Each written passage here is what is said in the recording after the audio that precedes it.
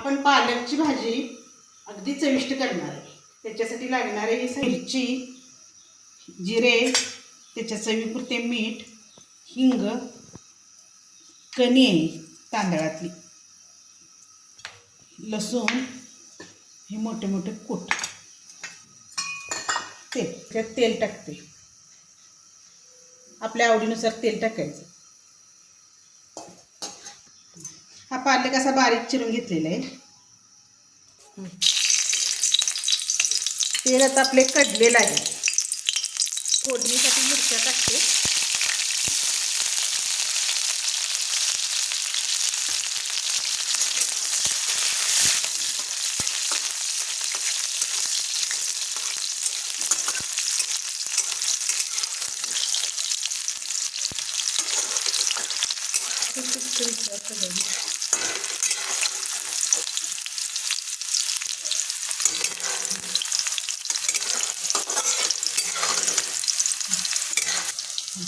मिरच्याचा असा कलर येईपर्यंत भाजायच्या आणि त्याच्यात हिंग आणि मीठ टाकायचं. आपण पदार्थातली जी मिरची काढून बाजूला टाकते ना, असं केलं की कोणी सुद्धा मिरची बाहेर काढत नाही. लसूण लसूण नसता काय कशा फुलबतात येत नाही.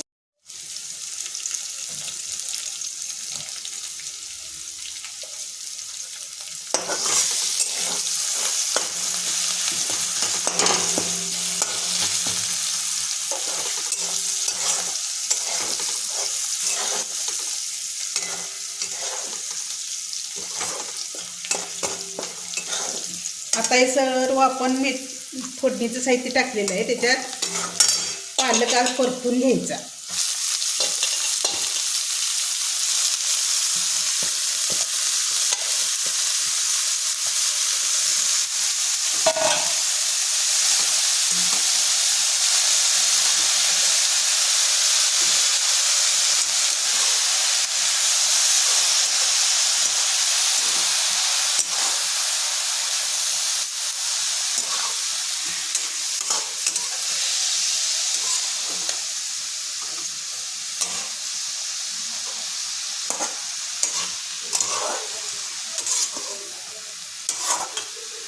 पालक चांगला तेलात परतला की त्याचा वास येत नाही, भाजी चविष्ट लागते.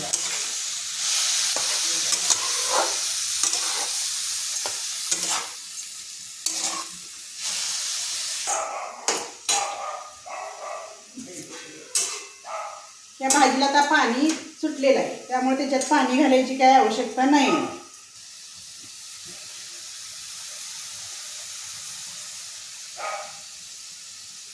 हे आपण शिजण्यासाठी कणी घालत आहे.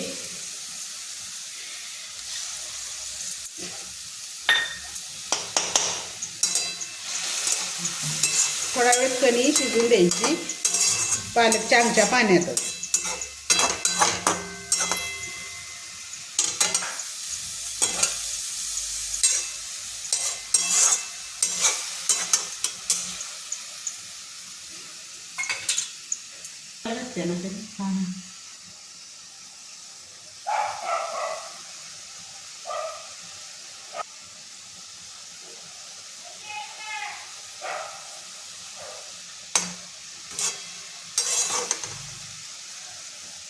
पालक हा खूप आरोग्यासाठी उपयोगी आहे, म्हणून आपण वेगवेगळ्या पदार्थामध्ये त्याचे उपयोग करून ज्याने आपल्या शरीराला त्याची आवश्यकता आहे, म्हणून मी नवीन तुमच्याकडे पदार्थ एक भेटीला आणते.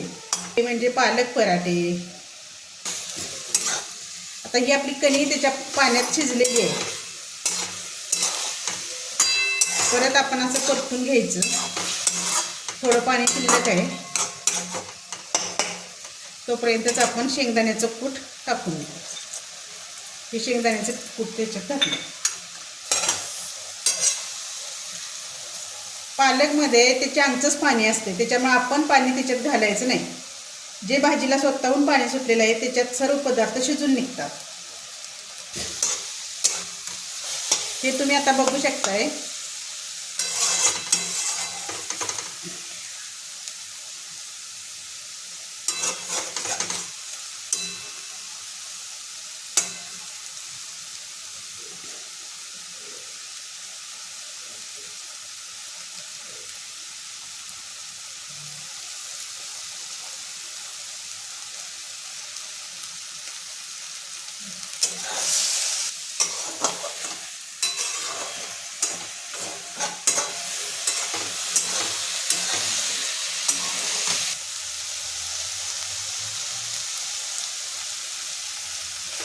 10 मिनिटात भाजी शिजून जाते. शिजण्यासाठी याला फार वेळ लागत नाही. ही बघा भाजी आता शिजलेली आहे. अरे वा, काय खमंग वास सुटलाय भाजीचा. गरम गरम भाकरीसोबत कधी खायला बसतोय असं झालं. तुम्ही भाकरी संग खाऊ शकताय, चपाती संग खाऊ शकताय. मुलांच्या डब्याला सुद्धा अगदी मुलं आवडीने खातील अशी भाजी होती.